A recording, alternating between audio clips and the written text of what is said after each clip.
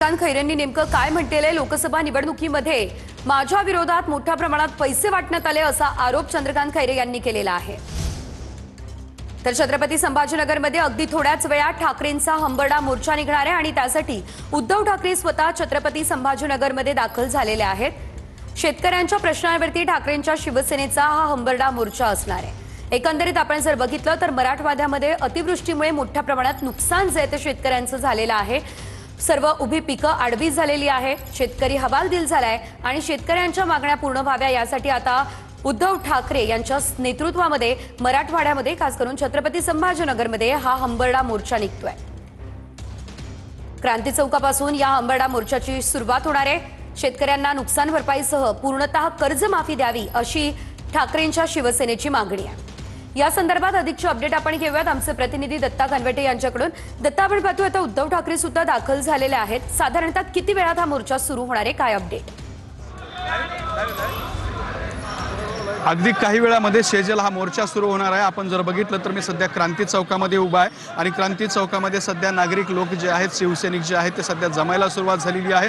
या ठिकाणी जमलेल्या काही कार्यकर्त्यांकडून घोषणाबाजी जी आहे ती सुद्धा सुरू असल्याचं आपल्याला पाहायला मिळत आहे। आपण जर या ठिकाणी बघितलं तर हा क्रांती चौक आहे। क्रांती चौकाचा हा अश्वारूढ छत्रपती शिवाजी महाराजांचा पुतळा आहे आणि याच पुतळ्याच्या पायथ्यापासून या मोर्चाला या ठिकाणी जी आहे ती सुरुवात होणार आहे आणि गुलमंडीपर्यंत हा मोर्चा जाणार आहे। साधारण 2 ते 3 किलोमीटरचा हा सगळा परिसर आहे आणि या संपूर्ण परिसरामधून हा मोर्चा जाणार आहे आणि उद्धव ठाकरे स्वतः या मोर्चामध्ये चालणार सुद्धा आहेत आणि त्यासाठीची ही सगळी तयारी आहे। मराठवाड्यातल्या 8ही जिल्ह्यातून या ठिकाणी मोठ्या संख्येने लोक जे आहेत ते जमायला सुरुवात झालेली आहे। साधारणपणे एका तासाभरामध्ये उद्धव ठाकरे या संपूर्ण मोर्चाला सोबत घेऊन क्रांती चौक ते गुलमंडी चालायला सुरुवात करतील। आपल्यासोबत राज्याचे विरोधी पक्षनेते, माजी विरोधी पक्षनेते अंबादास दानवे आहेत। दादा, आपण काय सांगाल? मोठ्या प्रमाणात लोक जमतायत, मराठवाड्यातल्या 8ही जिल्ह्यातून लोक येणार आहेत, काय सांगाल? नाही, लोक तर येणार आहे। लोकांच्या मध्ये वनवा पेटलेला आहे आता आणि मला असं वाटतं हा वनवा या महाराष्ट्राच्या सरकारला धडा शिकवल्याशिवाय राहणार नाहीये। तेव्हा लोक तर प्रचंड संख्येने येणार आहे।